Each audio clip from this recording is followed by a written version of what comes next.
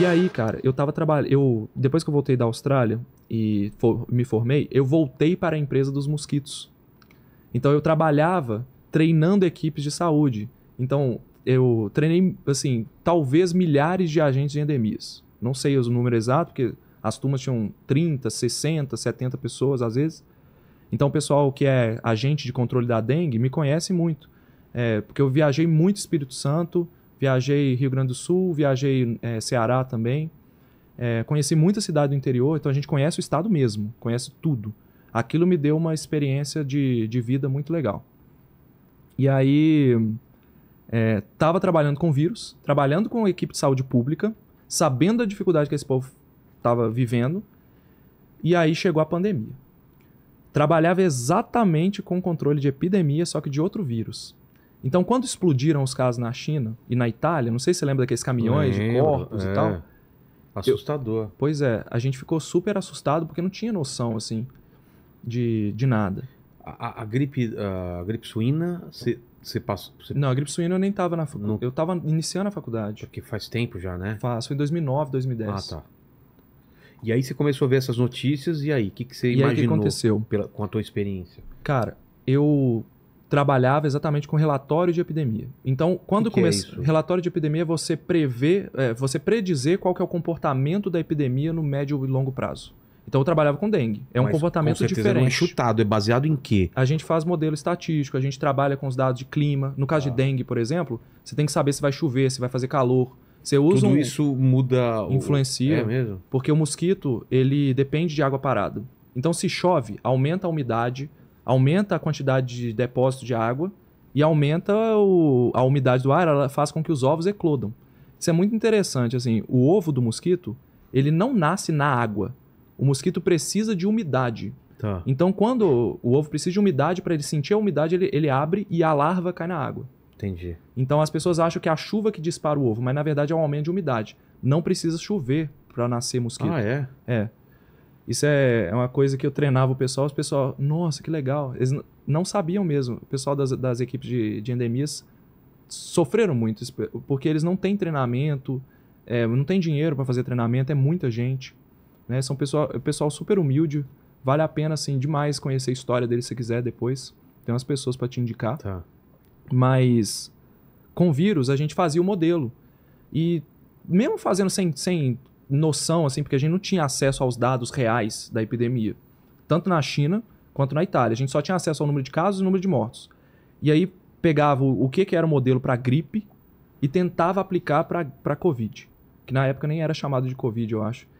Então, quando a gente fez uma média lá, um modelo básico, tava dando, assim, 10 mil mortos. E, pô... Onde? No Brasil, assim. O primeiro modelo, que eram os dados da China, que a China não divulgava os dados direito. Então, eles estavam... Não sei se eles estavam querendo esconder o que era, mas eles não divulgavam os dados. Quando a gente adaptou para o modelo da Itália, tava dando mais ou menos 160 mil mortos no Brasil. Falei assim, peraí. Deixa eu calcular aqui e tal, 160 mil mortos. Então, isso foi dia 11 de março de 2020. Virei para um menino que trabalhava comigo no laboratório. Ô Vitor, você acha que esses dados estão certos? Olha aqui. Ele veio no meu computador. Cara, acho que o cálculo tá certo, mas não tá fazendo sentido. Como é que vai morrer tanta gente assim? Não, vai morrer 10 mil. E a gente nessa época a gente já tinha a empresa sempre foi muito aberta do ponto de vista de aceitar opiniões do pessoal que não é gerente. Então tinha reunião estratégica toda semana. E eu lembro naquela semana de duas coisas. Ligar para os meus pais e falar, fica em casa, antes mesmo de disparar esse negócio. Você já... Porque a Itália está entrando em lockdown e eu virei pro meu pai e falei assim, pai, eu acho que vai ser uma greve dos caminhoneiros de 1 mês. Eu acho que não vai ter jeito, porque o controle é realmente você travar a transmissão através de você se isolar mesmo. Então, foi feito isso na gripe espanhola, a gente tem esses modelos, assim, a OMS já tinha estratégias para isso, apesar de muito precárias, que deram um problemaço depois, que não resolveu, né, o problema. Assim, muita gente não cumpriu as regras, mas eu liguei pro meu pai e falei, pai, isso vai dar um problemão. Então, eu ia preocupado mesmo. Assim, meu pai ficou preocupado. Não, mas isso é no mundo, 160 mil pessoas no mundo. Não, pai, é no Brasil. Isso é em 1 ano. Então, a gente fez um cálculo lá e a outra coisa foi a reunião gerencial da empresa, de estratégia. O que a gente vai fazer pro mês? E aí eu virei e a empresa tinha acabado de ser comprada por uma multinacional que trabalha em vários lugares. Tem filial na China. A China já tinha parado. Parado o quê? Parado de trabalhar. O pessoal da China já tinha parado. E a Itália estava querendo parar. Então o Brasil, a gente falou, gente, não vai ser brincadeira, vai ser uma coisa... Isso que mês que era? Era março de 2020. Tá. Por volta do dia... Foi poucos dias antes do lockdown. Aí a gente tinha a ideia de que a gente ia ficar em home office durante 1 mês. E máscara era uma coisa... Assim, era risada, né? Porque no Brasil não tem costume de usar máscara. Eu vou sair de máscara. Era o evento sair de máscara. E aí a gente começou, quando foi dia 16 de março, acho que dia 14 ou 15, saiu o estudo lá do Imperial College of London, que é a referência para a epidemia. E o estudo deles estava pior do que a minha previsão. É mesmo? Que é aquele negócio do 2 milhões de mortos em mais de 1 ano, né? O Átila também deu umas previsões que todo mundo ficou assustado, né? Exatamente. Então, quando o Átila fez aquela live, eu lembro do sentimento. Foi uma vez que eu fiquei muito preocupado. Falei assim, Você lembra em quanto ele falou? Eu não lembro agora. Eu acho que 1 milhão, uma coisa assim. Era mais de 1 milhão, eu acho. Né? Era 2 milhões nos Estados Unidos, se eu não me engano.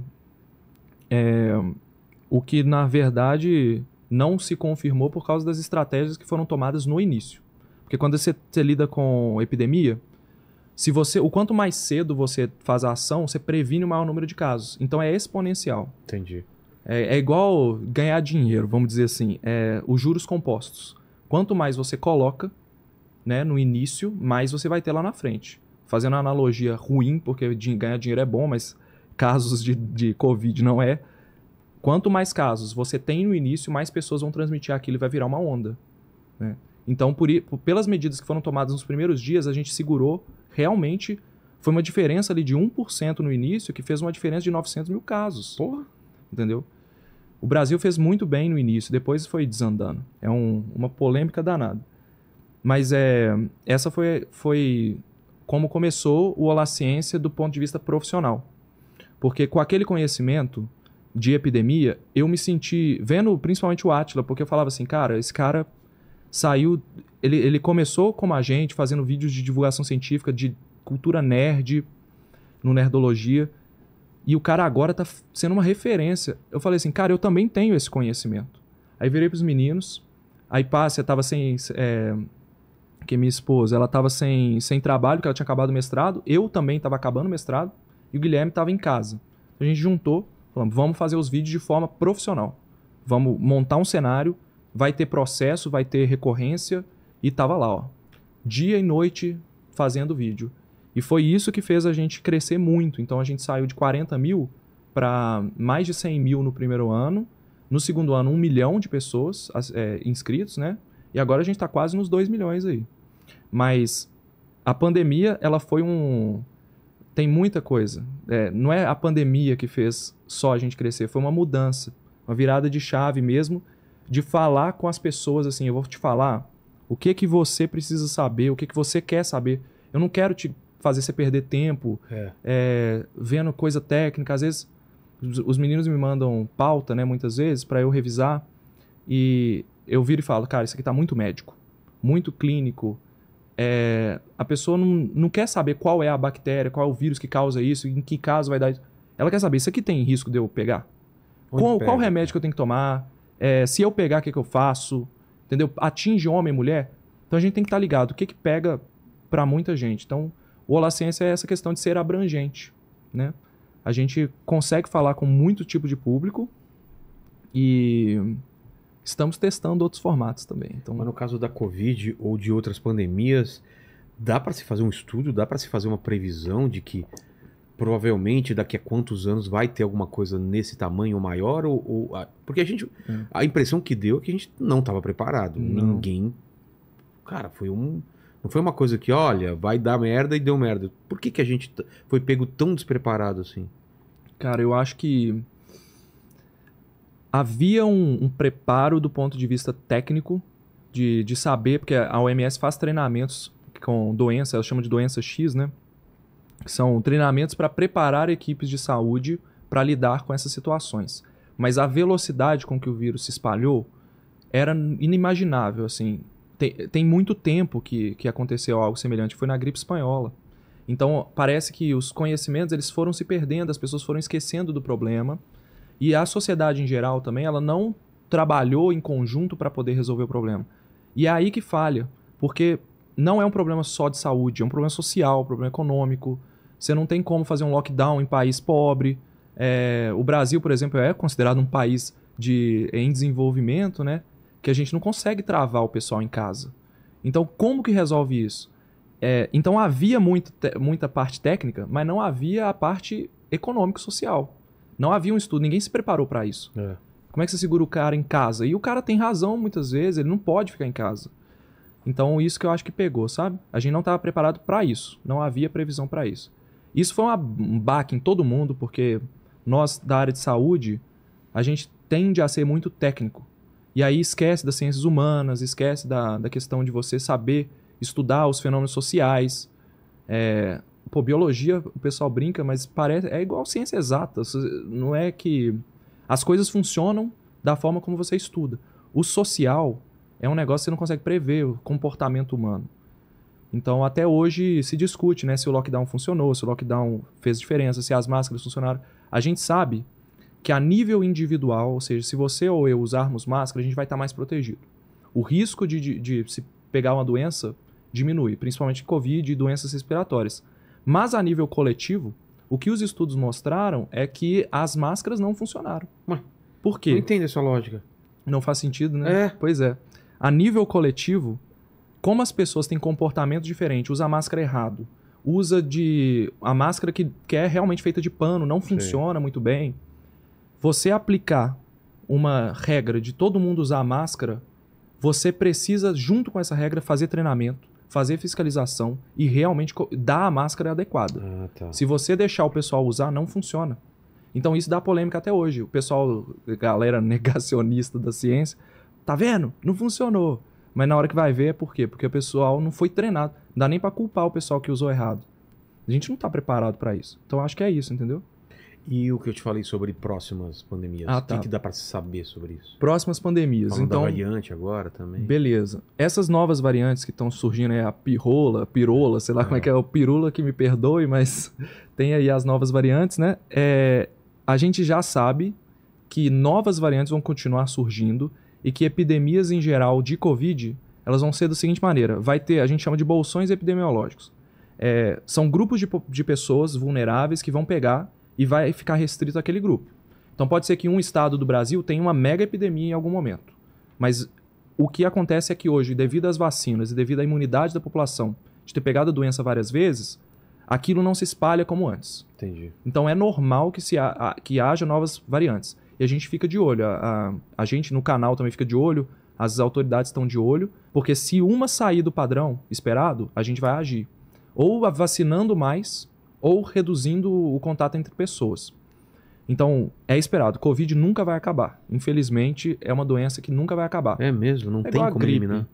Hoje em dia, você só erradica, erradicar significa eliminar do mapa, basicamente. Você só vai erradicar uma doença que ela for completamente transmitida só para humano. Então, a Covid, ela é transmitida para animais. Então, por mais que você erradique ela no ser humano, o animal vai conter o vírus e vai segurar ali, chama reservatório. Entendi. Uma hora ou outra, o vírus salta de novo para nós. Porra. É uma doença muito transmissível que não produz sintomas nos primeiros dias de sintomas. No primeiro dia de infecção. Então, o que é bom para ela se espalhar. Então você não consegue controlar ela facilmente, igual por exemplo, a ebola. Ebola, a pessoa pegou ali, em poucas horas ela vai desenvolver os primeiros sintomas. Tudo bem que começa devagar, mas depois ela tá tão mal que ninguém chega perto. Só a pessoa mesmo mal treinada, ou então os rituais ali de sepultamento que tem a transmissão. Então tem esses problemas, né?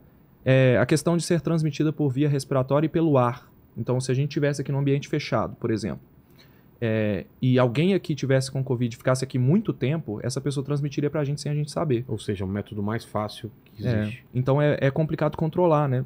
Então por essas razões, inclusive tem um vídeo no canal lá, por que a Covid nunca vai acabar. Mas a tendência é ela ficar cada vez mais fraca e Ficar mais atingir menos fraca. pessoas. É, a tendência não é ficar mais fraca. A gente não não? tem como prever que as variantes vão ficar mais fracas. Do ponto de vista do vírus, ele não tá nem aí se você tá resistente ou não. O que acontece é que a gente tem tantos contatos que a gente fica mais forte. Entendi. Entendeu? O vírus, ele tá ali. Probabilidade. Probabilidade. Vai fazendo mutações. Sim.